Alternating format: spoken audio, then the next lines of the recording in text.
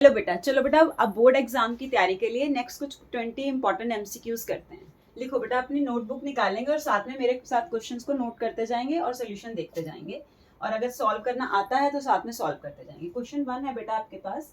लिखो बेटा, if the product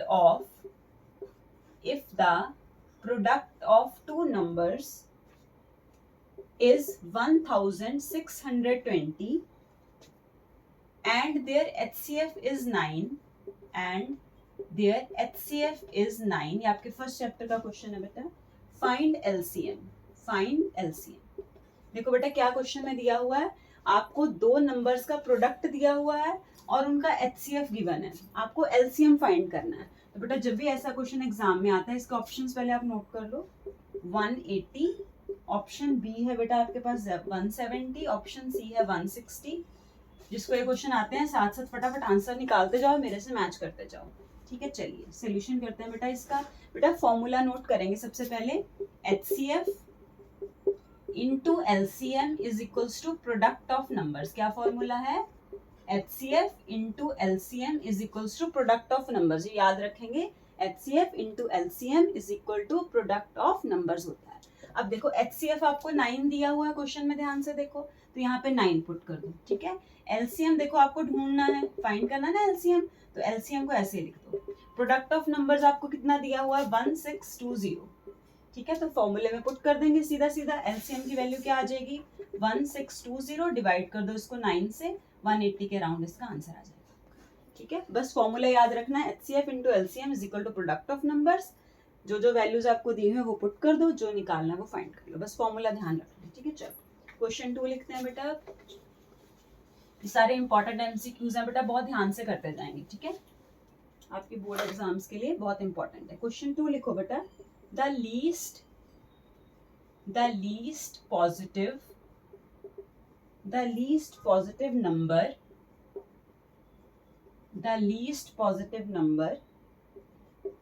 which leaves remainder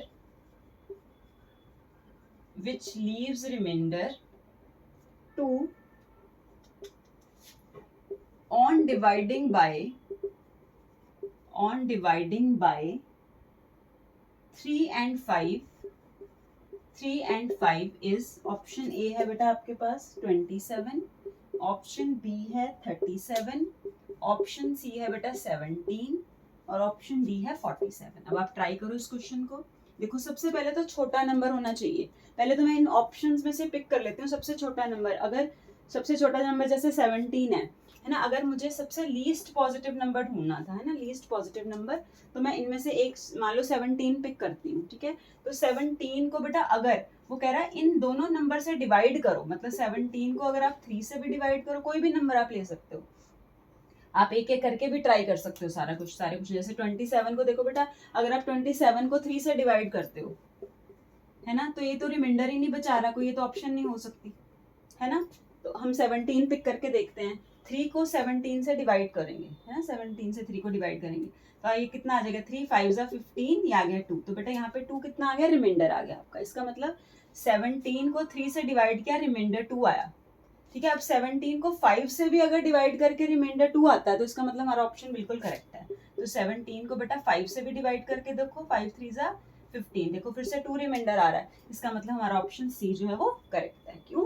क्योंकि 17 को कह रहा था ऐसा नंबर ढूंढो जिसको इन दोनों नंबर से डिवाइड करके 2 रिमाइंडर आ जाए। ठीक है, तो इसके लिए आपको HCF LCM लगाने की जरूरत नहीं है, आप डायरेक्ट इस ट्रिक से भी कर सकते हो। चलो नेक्स्ट, चलो बेटा नेक्स्ट क्वेश्चन है बेटा आपके पास, ये आपका पॉलिनोमियल्स का क्वेश्चन है। If x plus 3 is a factor of 3x square plus kx plus 6, then find k। अब देखो ये क्वेश्चन बेटा, क्या क्वेश्चन है, फिर से पढ़ते हैं। If x plus 3 is a factor of this, find k। तो ऑप्शंस लिख लो आप, एक है 3, option B is 12, option C is 11, option D is 9। ठीक है, ये आपके ऑप्शन है। अब सोल्यूशन देखो कैसे करेंगे। If x plus 3 is a factor of this find के, तो बेटा जब भी आपको पता है ये फैक्टर दिया होता है ना, तो हम क्या करते हैं, जो भी आपको टर्म दिए ना ऐसे फैक्टर है ना, तो उसको आप इक्वल टू 0 पुट कर दिया करो, ठीक है। 0 पुट कर दिया तो x की वैल्यू यहाँ से कितनी आ गई, -3। इस x प्लस 3 को क्या हमने पुट किया बेटा जी, इक्वल टू 0, तो यहाँ से x की वैल्यू कितनी आ गई, -3। अब इस -3 को इसमें पुट कर दो x की वैल्यू। जब आप x की वैल्यू यहाँ -3 पुट करोगे, इक्वल टू 0 करोगे, तो आपका k की वैल्यू आ जाएगी। देखो कैसे, आपके पास क्वेश्चन था 3x² प्लस kx प्लस 3 6 है ना, तो x की जगह पे क्या पुट करोगे, -3, तो ये -3 का स्क्वायर हो जाएगा, k into -3 plus 6 equal to 0 कर दो k की वैल्यू को, क्योंकि वो फैक्टर है ना, इस इक्वेशन का फैक्टर है, तो इक्वल टू 0 कर सकते हो। तो बस आप इसको सॉल्व कर लोगे तो आंसर आ जाएगा, ठीक है। ये आ जाएगा 27, ये आ जाएगा -3k, ये आ जाएगा +6 इक्वल टू 0, ठीक है। इसको सॉल्व तो आप कर लोगे बेटा, आई थिंक, है ना। ये -33 आ जाएगा, क्योंकि -6 और -27 उधर जाके -33 हो जाएगा, तो नेगेटिव नेगेटिव कट गया, तो 33/3 कितना होता है, 11। तो आपका ऑप्शन सी इसमें करेक्ट, ठीक है। चलिए नेक्स्ट क्वेश्चन करते हैं बेटा। बस ये ध्यान रखना, जब भी ऐसे फैक्टर दिया हो ना, तो बस उसको इक्वल टू 0 पुट करो और इक्वेशन में डाल दो। चलो नेक्स्ट क्वेश्चन करो बेटा, क्वेश्चन नंबर 4। क्वेश्चन नंबर 4 लिखेंगे बेटा, if alpha beta are zeros of 2x² -x -1, तो आपको बेटा जी फाइंड करना है 1/α² प्लस 1/β², ठीक है। तो बेटा मैंने आपको समझाया था, जब भी आपके पास पॉलिनोमियल का क्वेश्चन आ जाए ऐसे अल्फा बीटा टाइप, है ना, तो सबसे पहला काम क्या करा करो, सम ऑफ रूट्स निकाल के रख लो। तो सम ऑफ रूट्स क्या होता है, अल्फा प्लस बीटा, है ना, बस अल्फा बीटा डिनोट किया हुआ है, इससे घबराने की जरूरत नहीं है। इसका बस फॉर्मूला होता है -b/a, ठीक है। पहले तो ये याद करो जिसको नहीं पता है। दूसरे नंबर पे बेटा हम प्रोडक्ट ऑफ रूट्स लिखते हैं। प्रोडक्ट ऑफ रूट्स का फॉर्मूला होता है अल्फा इंटू बीटा मतलब c/a, ठीक है। इसका मतलब क्या है, बी सी कहाँ से आए, देखो अगर आपके पास ये इक्वेशन होती है ax² plus bx plus c, तो सम ऑफ रूट्स कैसे निकलते हैं, जो x के साथ लिखा है ना, जैसे ये b लिखा है तो वो यही b है, अपॉन में जो x² के साथ लिखा है a, वो यही a है। तो मतलब इस इक्वेशन से हमने -b/a लिखा है। Product of roots alpha into beta है, मतलब c/a लिखा है। इतनी बात समझ में आई। अब देखो प्रोडक्ट, अब फॉर्मूला आपके पास, लेकिन देखो ये इक्वेशन की जगह आपके पास कौन सी इक्वेशन है, 2x² -x -1। अब ध्यान से समझना, आपके पास ये वाली इक्वेशन है ना बेटा, तो मुझे बताओ a कितना है इस इक्वेशन में, 2, b कितना है -1, c भी कितना है -1। कैसे, इसको कंपेयर करो, x² के साथ जो भी लिखा होता है वो a होता है, तो यहाँ पे a 2 है। x के साथ जो भी लिखा है वो b है, तो x के साथ यहाँ पे क्या लिखा है, -1, तो b -1 है। c वो होता है जिसके साथ कोई वेरिएबल x y z नहीं होता, तो c यहाँ पे c के साथ इसको कंपेयर करोगे तो c -1। ऐसे आप a b c की वैल्यू निकाल के रख लोगे, फिर यहाँ पुट कर दोगे, ठीक है। अब माइनस ऑलरेडी फॉर्मूले में था, और b हमारे पास कितना आया था, -1, अपॉन में a कितना है बेटा 2, तो मतलब ये हमारे पास आ गया 1/2। ये समझ आ गई ना, सम ऑफ रूट्स मतलब -b/a, जो भी इक्वेशन दी हुई है बस वहां से -b/a निकाल के रख लो। अब प्रोडक्ट ऑफ रूट्स क्या होता है, c/a। अब मुझे बताओ c की वैल्यू हम कितनी निकाल के आए थे, -1, a की वैल्यू कितनी थी 2, ठीक है। कैसे निकाली थी, इससे कंपेयर करके, किसको, इस इक्वेशन को, a b c निकालनी, ठीक है। अब सम भी निकल के आ गया, प्रोडक्ट भी निकल के आ गया, ठीक है। अब देखो जो हमें फाइंड करना है वहां पे आ जाओ। आपको फाइंड करना है बेटा 1/α² प्लस 1/β², तो हम इसको ऐसे लिख सकते हैं α² β² अपॉन β² प्लस α², एलसीएम लेके, क्योंकि α² β² ऐसे ही आ जाएगा। फिर मैंने सिखाया था आपको, जो एलसीएम आया उसको पहले इस टर्म से डिवाइड किया करो, तो α² से कट गया, क्या बचा, β² को 1 से मल्टीप्लाई करोगे तो यहाँ β² आएगा। जो एलसीएम आया फिर से डिनोमिनेटर से डिवाइड करो, β² कट गया, जो बचा उसको न्यूमरेटर से मल्टीप्लाई करो, तो वो यहाँ लिखते हैं, ठीक है। ये आपको पता है। उसके बाद देखो अब इसकी वैल्यू कैसे निकलेगी। अब बेटा ये सोचो कि आपने ये वाली वैल्यू निकालनी है ना, इसका आंसर निकालना है मतलब, तो ये सोचो कि a² प्लस b² आपने किस आइडेंटिटी में पढ़ा है, ये वाली चीज α² β² किस में पढ़ा है, तो आपको याद आएगा कि a प्लस b का होल स्क्वायर होता है a² plus b² plus 2ab। अगर मैं यहाँ पे अल्फा और बीटा पुट कर दूं तो क्या आएगा, alpha plus beta alpha square plus beta square plus 2 alpha into beta, correct. देख लो बेटा, थोड़ा लेंथी क्वेश्चन है, सीख लो अच्छे से, ठीक है। Alpha plus beta whole square हो गई, आपके 3 मार्कर में भी आ सकता है और एमसीक्यू में तो आ ही रखा है। अल्फा प्लस बीटा का whole square, alpha square beta square और 2 अल्फा बीटा। अब देखो, अगर मुझे इसकी वैल्यू निकालनी है, ये देख रहे हो यहाँ पे, इसकी वैल्यू तो निकालनी है, तो इसको इधर शिफ्ट कर दो।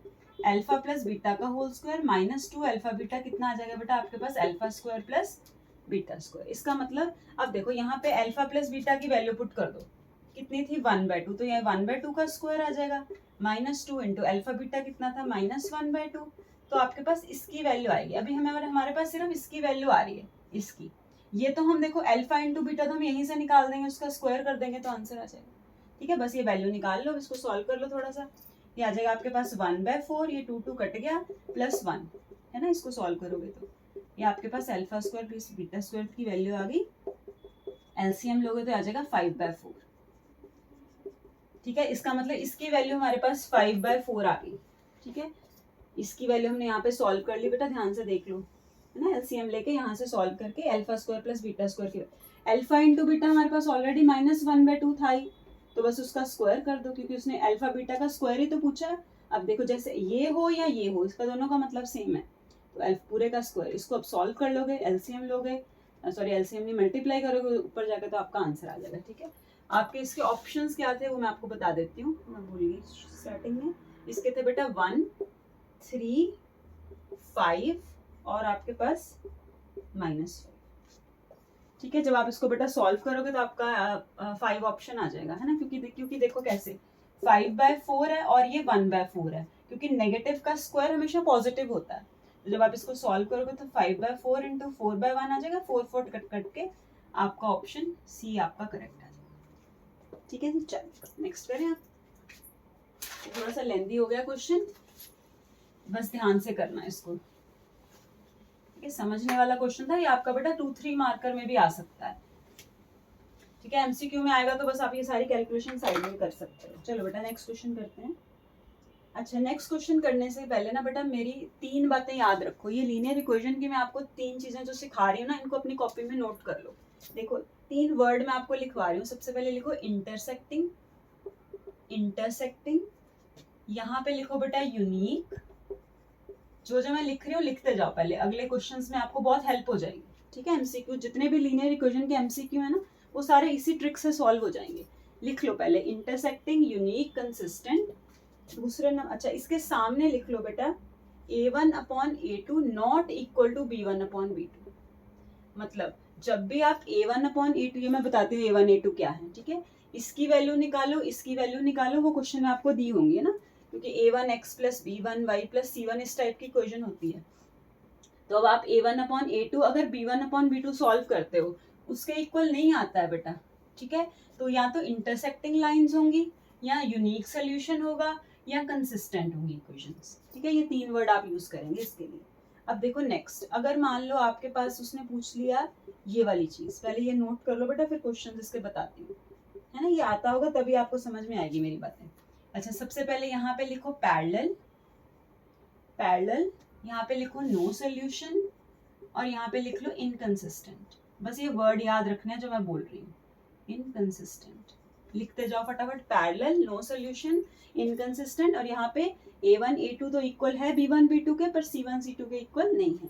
तीसरी कंडीशन है बेटा A1/A2, ये तीनों अगर आपके पास इक्वल दिया हो पेपर में, ठीक है, तो आप लिखेंगे, एक वर्ड याद करेंगे, coincident lines, infinitely many solution, infinitely many solution, और तीसरा है बेटा कंसिस्टेंट, है ना। अगर जिन्होंने ये बच्चों ने ये चीजें याद की हुई हैं उनके लिए ठीक है, लेकिन जिन्होंने नहीं किया हुआ, ये वाला बस ये टेबल सा जो मैंने आपके लिए बनाया है, इसको आप बना लो अपनी कॉपी में, ठीक है।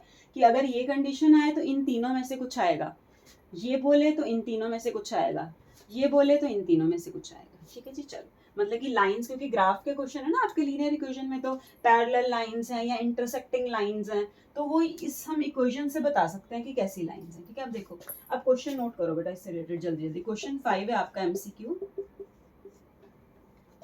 उसने देखो बोला है 2 लाइंस, लिखते जाओ फटाफट, 2 lines A1x plus B1y plus C1 या इक्वल टू C1 लिखा है इसने, it's okay, is equal to C1।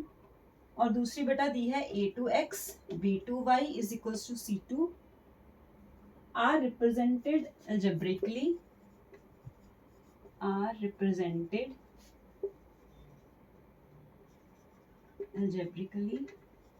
आगे लिखो बेटा ग्राफिकली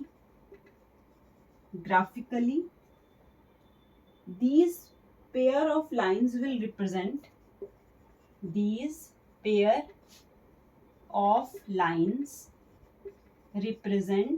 जल्दी जल्दी लिखते जाओ, lines represent coincident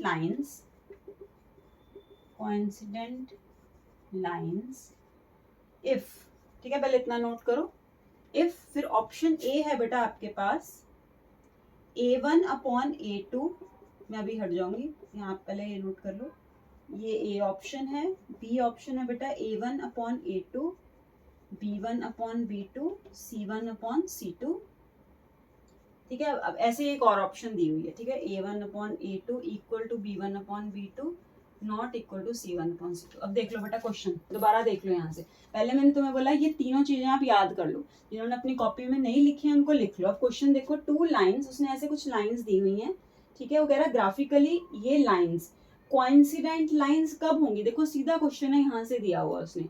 अब कोइंसिडेंट के लिए बताओ मैंने कहाँ पे लिखवाया कोइंसिडेंट, यहाँ पे लिखवाया है ना, कोइंसाइड कर रही है लाइंस, दो लाइंस का जब आप ग्राफ बनाओगे तो कोइंसिडेंट करेंगी, तो कौन सी कंडीशन है, ये वाला, इसका मतलब आपका ऑप्शन बी इसमें करेक्ट है। समझ में आ गया क्वेश्चन एग्जाम में इस टाइप में कैसे आएगा, इन्हीं से रिलेटेड वो कुछ भी पूछ लेगा। अब जैसे देखो अगला क्वेश्चन ऐसे पूछा हुआ है उसने, a system of simultaneous linear equation is said to be inconsistent if it has dash solution.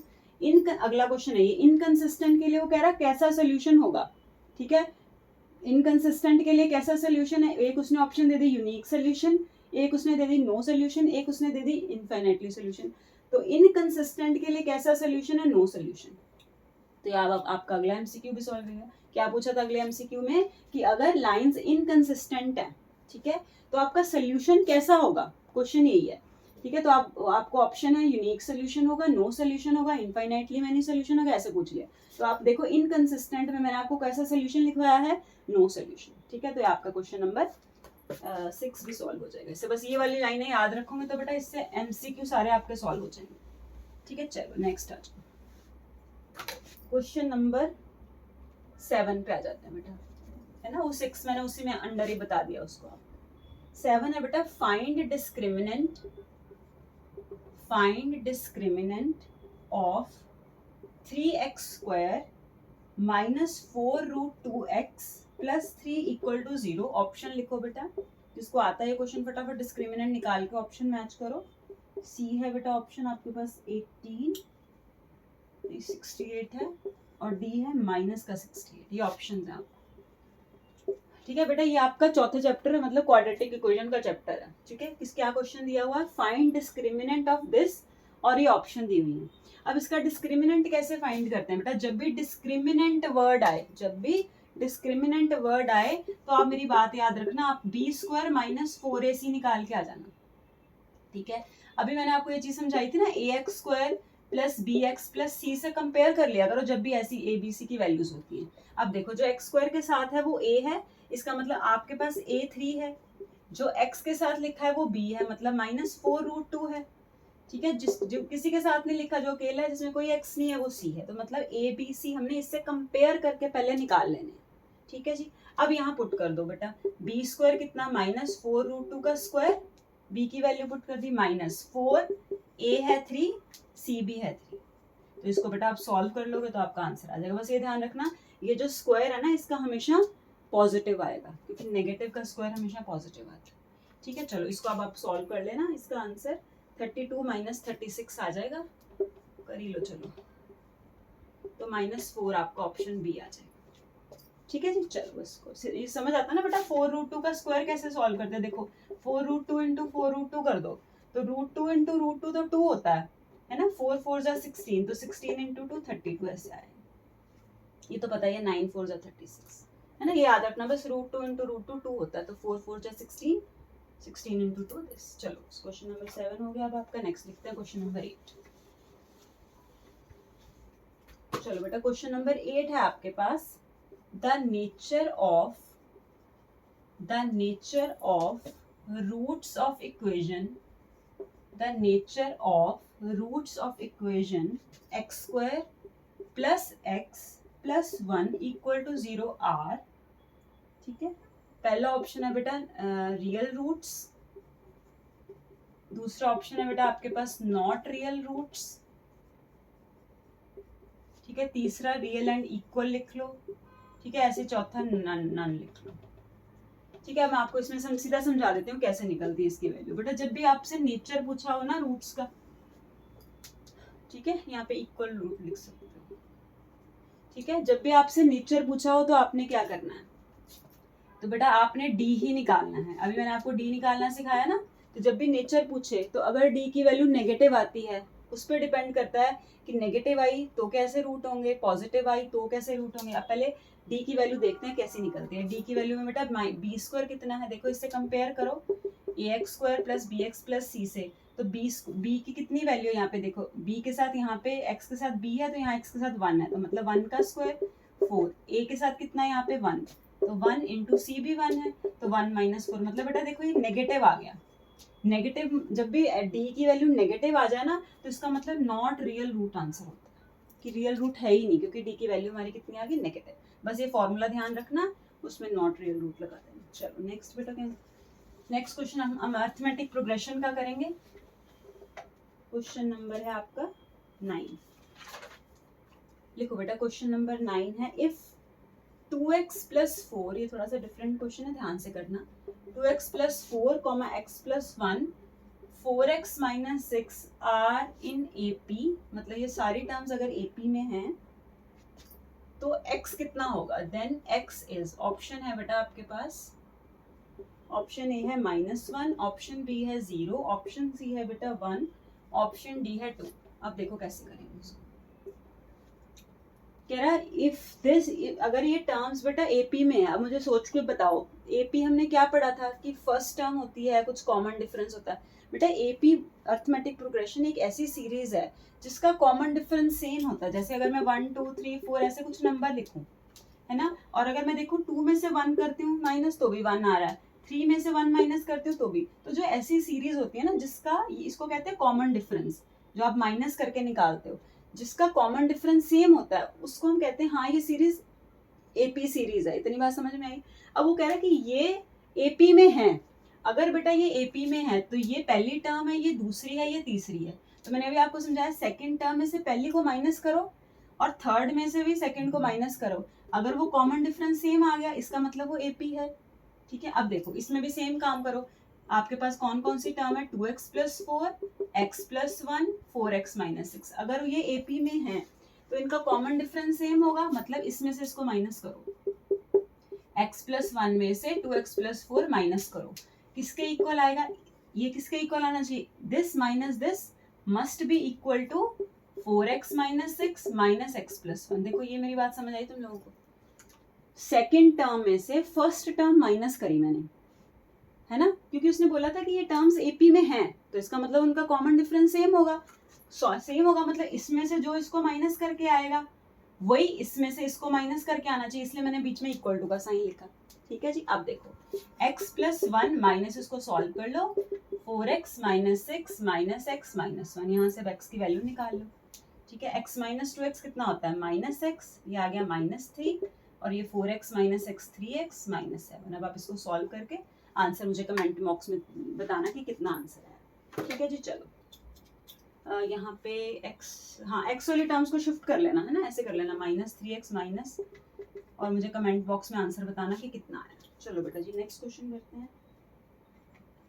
यहाँ पे 3 आएगा ना 4 की जगह, चलो वो आप कर ही लोगे बेटा कुछ। चलो बेटा जी नेक्स्ट क्वेश्चन क्या है देखते हैं अब आपका। ठीक है, ये सारे मुझे कमेंट बॉक्स में आंसर देने हैं जो मैं आपसे पूछ रही हूँ बीच बीच में। नेक्स्ट क्वेश्चन है बेटा आपके पास क्वेश्चन नंबर 10। लिखो बेटा द सिक्स्थ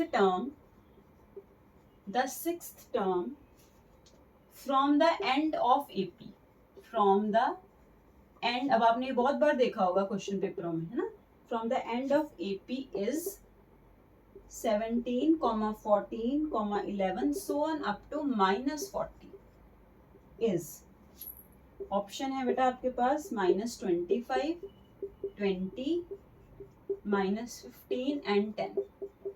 लिखो अपनी कॉपी में question, very important question. The sixth term from the end ढूंढना है। बेटा मैंने तुम्हें जितने भी लेक्चर समझाए हैं सब में मैंने तुम्हें बताई थी बात कि जब भी एंड से सीरीज आपको ढूंढना हो, एंड से, ठीक है, एक तो तरीका होता है कि आप इस सीरीज को उल्टा करके लिख दो, मतलब -40 को पहले लिखो, फिर सो ऑन अप टू ये सारे टर्म्स लिखो, ठीक है। लेकिन उसमें मैंने देखा बच्चे डी निकालने में गलती कर देते हो आप। तो आप मेरी बात ध्यान से सुनो, जब भी आपको फ्रॉम द एंड लिखा है ना, तो आप मेरे से एक फॉर्मूला याद कर लो, ये वाला।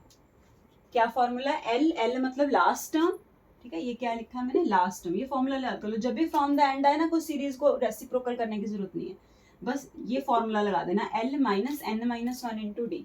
अब देखो एल कितना है, एल आपके पास लास्ट टर्म -40, ठीक है। एन क्या है, ये जो एन है, ये सिक्स्थ टर्म बोला ना उसने, तो ये एन है, 6 दिया ना इसने, देखो एन की जगह 6 पुट कर दो, ठीक है। और कॉमन डिफरेंस कितना है, 14 -17 करोगे तो कितना आएगा, -3।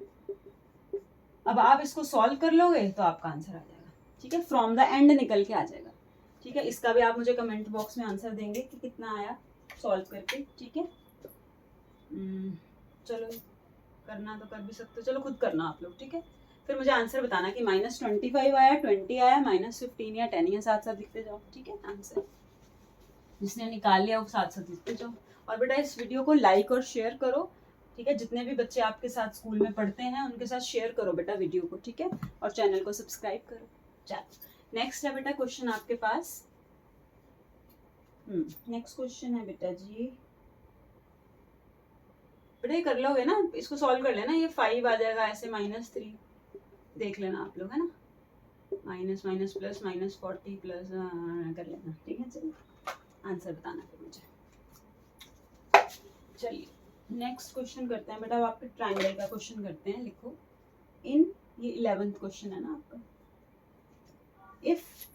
इन ट्रायंगल ABC, अब ट्रायंगल उसने बना के दी हुई है हमें ये वाली, आप भी बना लो अपनी अपनी कॉपी में। 2.4 और यहाँ पे है बेटा 3.2, यहाँ पे है बच्चे 4.8, मार्किंग कर लो जैसे जैसे मैं बता रही हूँ, ADBCE। और उसका बेटा क्वेश्चन है कि जो DE है वो पैरेलल है BC के, लिखते जाओ, DE BC के पैरेलल है। AD की वैल्यू 2.4 है, AE की 3.2 है, EC की 4.8 है, ये सारा कुछ ने साथ में लिखा भी हुआ है। तो आपको फाइंड करना है AB, तो ऑप्शन लिखेंगे 3 सेंटीमीटर, 3.6 सेंटीमीटर, जिसको आता है वो करना शुरू करो, 6 सेंटीमीटर, 5 सेंटीमीटर, ये क्वेश्चन है आपका, ठीक है। अब देखो बेटा, अब आपको बीपीटी याद है, बीपीटी क्या कहती थी, थेल्स थ्योरम क्या कहती है कि अगर दो लाइनें आपस में पैरेलल हैं, सुन लो जिसको नहीं आती है, अगर ये दोनों लाइनें आपस में पैरेलल है ना, तो बेटा जो इनकी रेशो है, रेशो मतलब AD बटा BD किसके इक्वल होगी, AE अपॉन EC के। ये थेल्स थ्योरम कहती है कि अगर ये दोनों लाइनें ऐसे आपस में पैरेलल हैं, ठीक है, मतलब एक ट्रायंगल में ये थर्ड साइड के पैरेलल है, तो जो दोनों साइडें बची उनकी रेशियो ले लो, मतलब AD बटा DB हमेशा इक्वल होगा AE अपॉन EC के। अब जो जो उसने वैल्यूज दी हुई हैं वो आप पुट कर दो।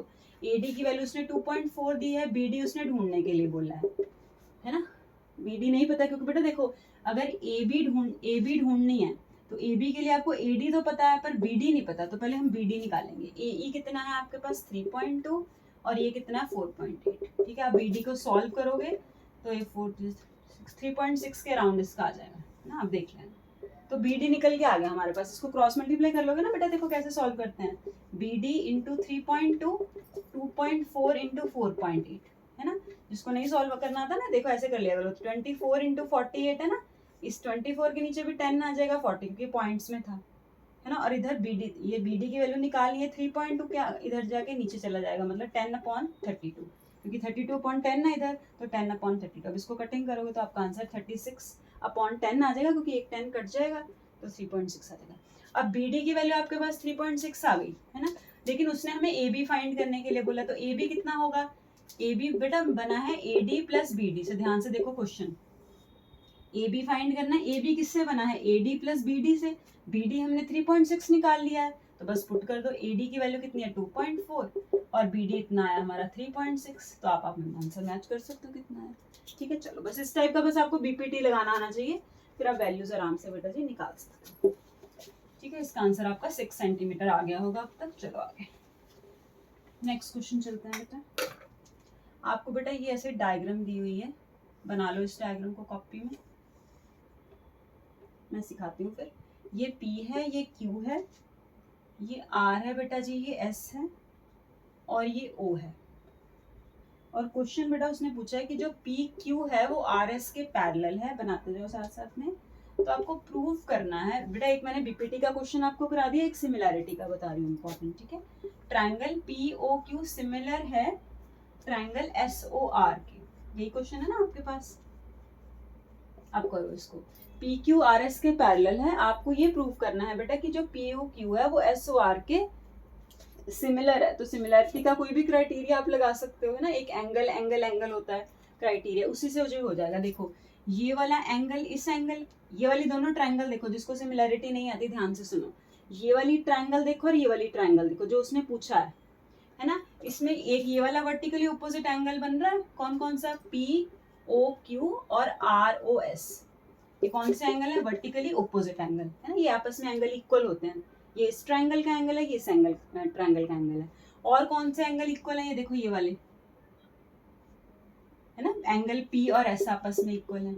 ऐसे इधर से एंगल Q और R आपस में, क्योंकि दोनों लाइन आपस में पैरेलल है ना ये, और ये इसको ट्रांसवर्सल कट रही है। ठीक है, तो P S के इक्वल हो गया और Q किसके इक्वल हो गया बेटा जी, R। तो बस साथ में लिखना है, लिख लो, ऑल्टरनेट एंगल्स हैं ये भी ऑल्टरनेट एंगल्स हैं। अब एंग बाय लिखेंगे, तीन एंगल आपस में इक्वल हो जाते हैं तो आप एंगल आप दो एंगल भी प्रूव करते हो ना, तब भी एंगल प्रॉपर्टी आप लगा सकते हो। एक तो ये वर्टिकली ऑपोजिट का लगा देना, एक ये ऑल्टरनेट वाला लगा देना, तीसरा भी मैंने वही लगा दिया। ठीक है, तो बाय एंगल से ट्रायंगल कैसी होगी, सिमिलर होगी। ठीक है, चलो नेक्स्ट करते हैं बेटा जी। नेक्स्ट क्वेश्चन बेटा आपका कोऑर्डिनेट ज्योमेट्री का है, क्वेश्चन नंबर 13। लिखो बेटा, फाइंड द डिस्टेंस बिटवीन, लिखते जाएंगे फटाफट, find the distance between P and Q, find the distance between P and Q। अब P आपको बेटा दिया हुआ है 5, -8 और Q दिया हुआ है बेटा जी -7, -3। अब जिसको डिस्टेंस फॉर्मूला नहीं आता मेरे से सीख लो। डिस्टेंस फॉर्मूला क्या होता है बेटा, एक फॉर्मूला होता है √x2 - x1 का होल स्क्वायर, है ना, ये कोऑर्डिनेट में आपके ज्योमेट्री में फॉर्मूला है। डिस्टेंस फॉर्मूला क्या होता है, x2 - x1 का whole square plus y2 - y1 का होल स्क्वायर। इसको हमेशा x1 मान लिया करो, इसको y1, इसको x2 मान लिया करो, इसको y2, ऐसे करना है हमेशा। ठीक है, ये x1 y1 x2 y2।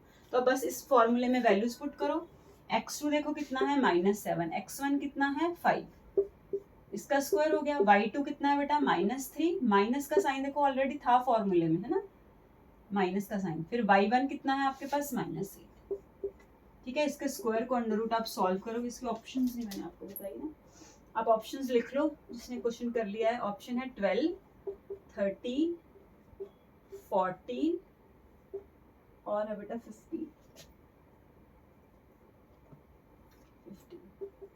ठीक है, y2 हाँ यहाँ प्लस होगा ना बेटा, क्योंकि y2 माइनस, देखो y2 आपका -3 था और y1 माइनस माइनस प्लस हो गई, समझ आ गई ना बेटा बात, y2 माइनस y1, एक तो माइनस ऑलरेडी है और y1 हमारे पास -8 है, तो ये +8 होगा, ध्यान रखना।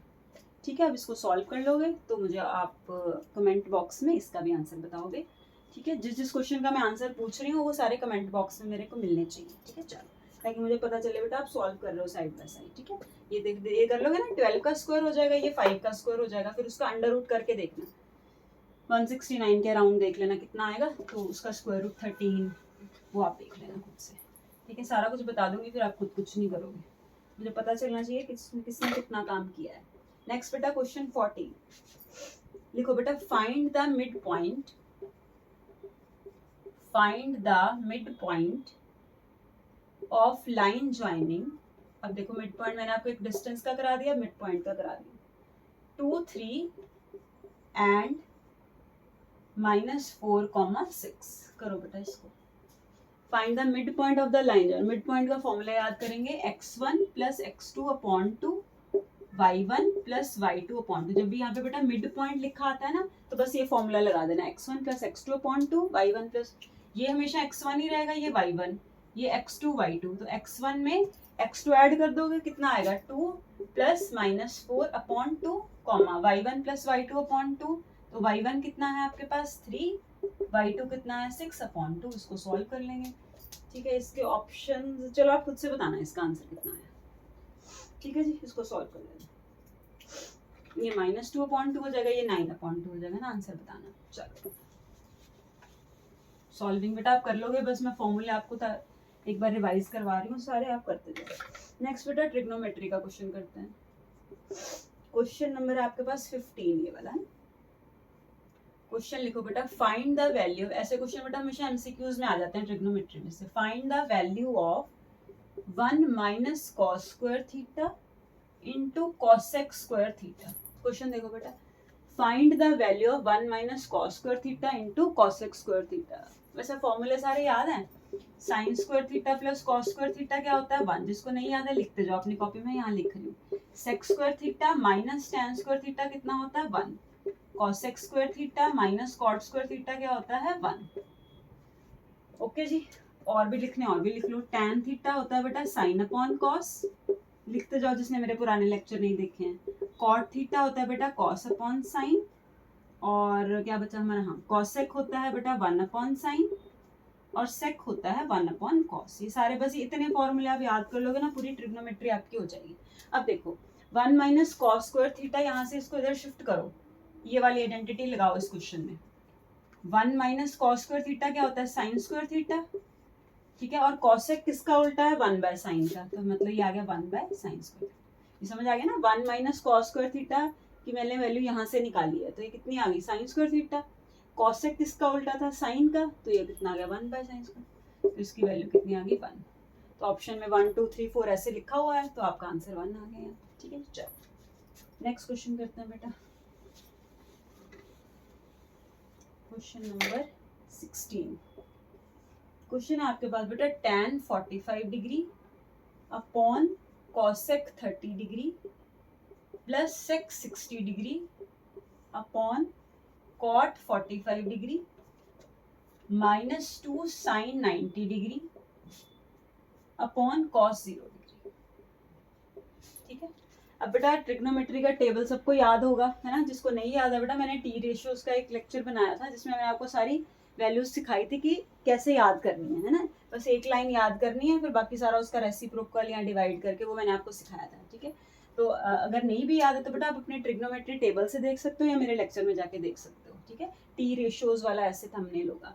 अब देखो बेटा tan 45 डिग्री है, tan 45 डिग्री 1 होता है, कॉसेक 30 2 होता है ना। आपके एनसीईआरटी में सारा टेबल दिया हुआ, बस वैल्यूज पुट करनी है। ये 2 होता है, ये 1 होता है, साइन 90 1 होता है, कॉस 0 1 होता है। इसको सॉल्व कर लोगे तो ये 2 2 कट जाएगा, आंसर 1/2 आ जाएगा। तो इसमें आपके ऑप्शन 1/2 1/4 2 एंड नन थी। ठीक है, तो ये आप कर लेना, आपका आंसर 1/2 आया, तो ऑप्शन 8 करेक्ट है। ठीक है जी, बस ये एनसीईआरटी का टेबल याद करना है, बस उसमें वैल्यूज डालनी है। ठीक है, ये ऐसा क्वेश्चन है। चलो बेटा अब एप्लीकेशंस ऑफ ट्रिग्नोमेट्री का क्वेश्चन करते हैं। क्वेश्चन नंबर 17, ये है बेटा आपका a vertical pole stands on the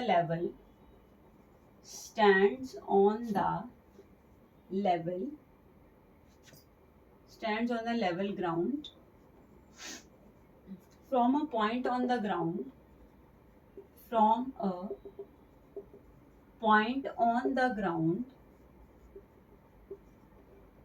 25 meter away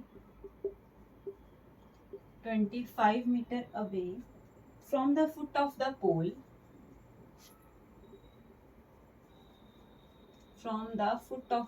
बेटा लिख रही हूँ सारा ताकि आप साथ साथ लिखते जाओ।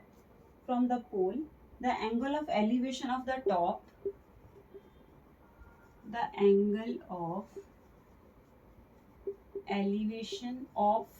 top is 60 degree, find height of the pole, find height of the pole.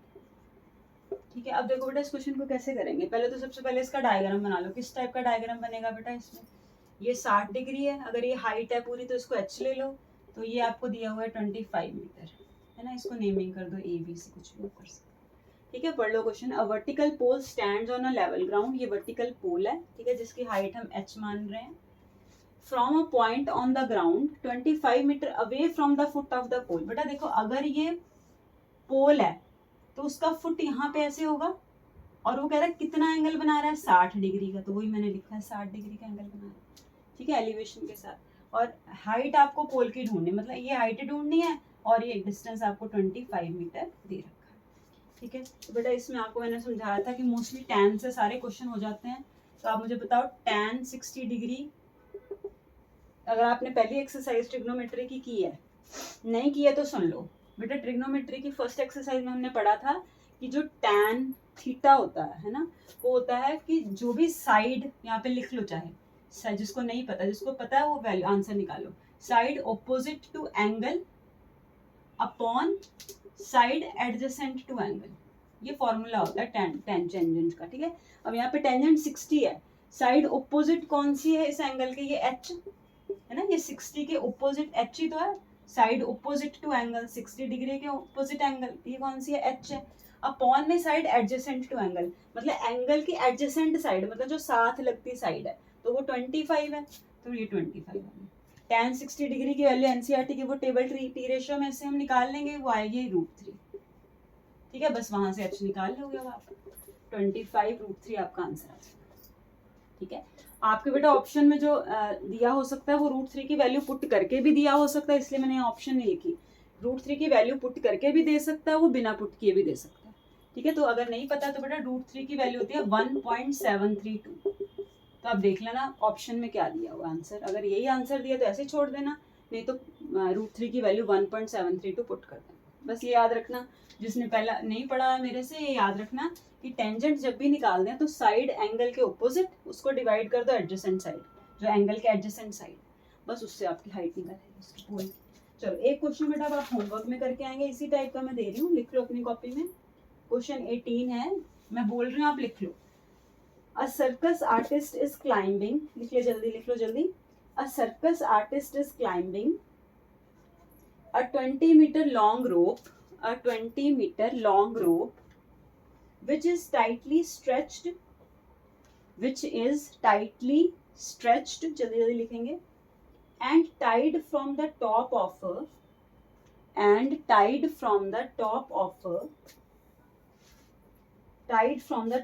a vertical pole to the ground,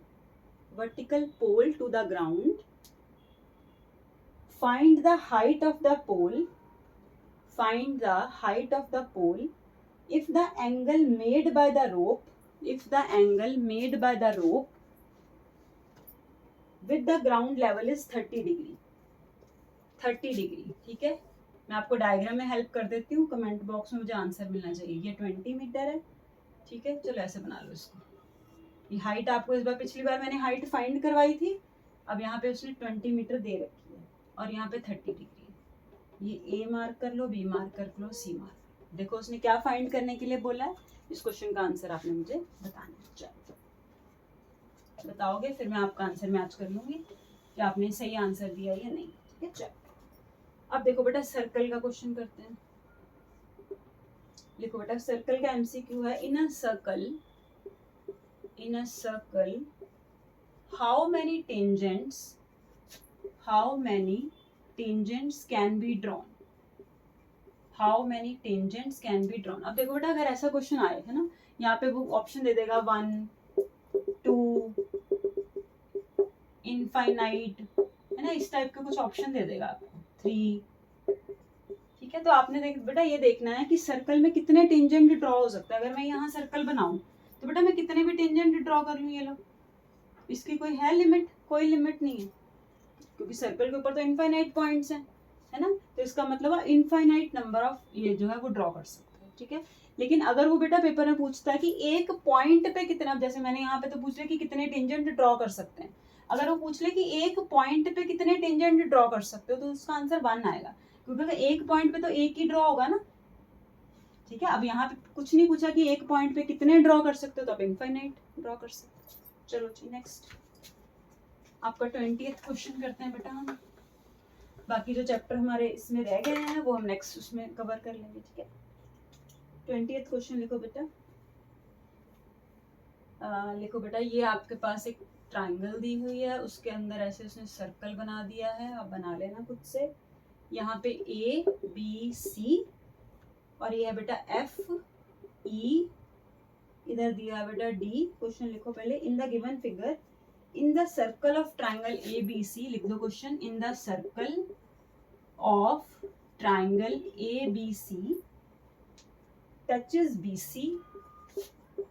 touches BC, comma CA and AB at D, E and F। तो आपको फाइंड करना है बेटा AF plus BD plus CE, ठीक है। Option लिखो बेटा, पहला ऑप्शन आपके पास half of the perimeter of triangle ABC, पहले लिख लो मैं समझाती हूँ फिर। बी ऑप्शन है बेटा आपके पास perimeter of triangle ABC, perimeter of triangle ABC। तीसरा बेटा ट्वाइस ऑफ, ये वेरी इंपॉर्टेंट क्वेश्चन है बेटा, twice of perimeter of triangle ABC। Option D है बेटा आपके पास none of the above. Very very important question, ठीक है। अब यहाँ तक आप पूरा लेक्चर देख रहे हो तो सारी आपको मैंने बातें बता दी कहाँ इंपॉर्टेंट, किस टाइप के क्वेश्चन आपके एग्जाम में आ सकते हैं, ठीक है। जो इसके अगले चैप्टर बचे हैं वो हम नेक्स्ट उसमें कवर कर लेंगे, ठीक है। अब देखो बेटा, आपको ये क्वेश्चन पूछा है, अब मुझे बताओ आप लोगों ने टेंजेंट वाली सर्कल की प्रॉपर्टी याद है किसी को? नहीं याद है तो सुनो बेटा, मेरी बात सुनो। जैसे अगर इस पॉइंट को आप देखो तो इससे जितने टेंजेंट ड्रॉ हो सकते हैं, है ना, वो हमेशा आपस में इक्वल होते हैं। जैसे अगर ए से दो टेंजेंट ड्रॉ हो रहे हैं ना, ए एफ और ए ई, टेंजेंट मतलब जो टच करती हुई लाइन जा रही है, तो आपने ये ध्यान रखना इसमें ए एफ और ए ई आपस में इक्वल है। ऐसे अगर मैं बी से बनाऊं तो बी डी और बी एफ आपस में इक्वल है। ऐसे अगर मैं सी से बनाऊं तो सी डी और सी ई इक्वल है, ठीक है। जिसने नई सर्कल पढ़ा ये मेरी बात याद रखना कि जितने यहाँ एक पॉइंट से आप टेंजेंट ड्रॉ करते हैं ना उनकी लेंथ इक्वल होती है। मतलब ए एफ जो है वो ए ई के इक्वल होगा, बी को देखो बी डी बी एफ के इक्वल होगा, सी को देखो तो सी डी सी ई के इक्वल होगा। तो वही मैंने लिखा है, ठीक है। अब देखो उसने बोला है कि पेरीमीटर, पेरीमीटर ही पूछा ना उसने, फाइंड, अच्छा पेरीमीटर में आंसर हमें ढूंढना है। तो देखो कैसे करेंगे। सबसे पहले बताओ बेटा, पेरीमीटर में आंसर देना है तो इसका मतलब पेरीमीटर अगर मैं बोलूं तो पेरीमीटर इसका क्या है, A B plus A C plus में बी सी, यही है ना। देखो ये वाली साइड प्लस ये वाली साइड प्लस ये वाली साइड, तीनों साइड्स को प्लस करके पेरीमीटर निकलता है किसी भी चीज का, ठीक है। अगर ये ट्राइंगल है तो अब ए बी को तोड़ दो। ए बी को कैसे तोड़ोगे, A F plus B F में ए बी को ब्रेक कर दो। ये A B A F plus B F से मिलकर बना ना, तो ए बी को मैंने ब्रेक कर दिया। ऐसे अब ए सी को अपनी अपनी कॉपी में ब्रेक करो, ए ई प्लस ई सी, इसको ब्रेक कर दो। बी सी को ब्रेक करो बेटा, B D plus D C, इसमें ब्रेक कर दो। ये समझ आ गई बात। अब देखो आगे, अब यहाँ पे ये जो चीजें हमने यहाँ पे करी ना टेंजेंट वाली, इसको यूज करो। यहाँ पे देखो कैसे यूज करते हैं इसको। ए एफ जो है वो ए ई के इक्वल है ना। तो मतलब ए एफ दो बार लिख दूं मैं, कैसे, ये ए ई था और ये ए एफ था। तो अगर ए ई और ए एफ आपस में इक्वल है तो मैं ए ई की जगह ए एफ लिख सकती हूँ, ठीक है। तो मैंने क्या किया, इसी पूरी इक्वेशन में ए एफ ऐसे ही रखा, ए ई की जगह ए एफ लिख दिया। प्लस बी डी और बी एफ आपस में इक्वल है, इसका मतलब बी एफ की जगह बी डी लिख दो और दूसरा बी डी मैंने ऐसे लिख दिया, ठीक है। तीसरा क्या बचा, ध्यान से सुन लो, ई सी और सी डी बचा, है ना। ये भी आपस में इक्वल है, सी ई और सी डी, ठीक है। तो आप सी ई भी 2 टाइम लिख सकते हो, है ना। देखो ये जो फाइंड करना ना, मैंने उसी में बना लिया इसको सारे को, A F B D C E, यही फाइंड करनी थी ना वैल्यू की। इसकी वैल्यू किसके इक्वल है इन चारों ऑप्शंस में से, तो अब देखो बेटा ये कितना आ गया, अगर ये पेरीमीटर चल रहा था तो अगर ये पेरीमीटर ये 2 कॉमन लेके AF plus BD plus CE लिख सकते हैं इसको। ये समझ में आई ना, AB को पहले AF प्लस BF में तोड़ लिया, AC को AE और EC में तोड़ लिया, BC को BD और CD में तोड़ लिया, फिर इनको यूज कर लिया, यूज करके ट्वाइस आ गए दोनों, क्योंकि सेम है सारे। तो अब देखो यहाँ पे AF इसकी वैल्यू आपको ढूंढनी थी, तो इसकी वैल्यू यहाँ से कितनी आ गई, P/2। तो यहाँ इसको हटा देते हैं, तो पेरीमीटर को 2 से डिवाइड करोगे तो AF plus BD plus CE की वैल्यू आ जाएगी, मतलब ऑप्शन ए आपका सही करेगा। ठीक है जी, चलो बेटा ये सारे MCQ अच्छे से प्रिपेयर करो, ठीक है, बाकी फिर हम नेक्स्ट टाइम करेंगे। और बेटा चैनल को सब्सक्राइब करो और शेयर करो ये जितने भी MCQ इंपॉर्टेंट MCQs हैं अपने फ्रेंड्स के साथ। चलो बाकी बाद में करते हैं।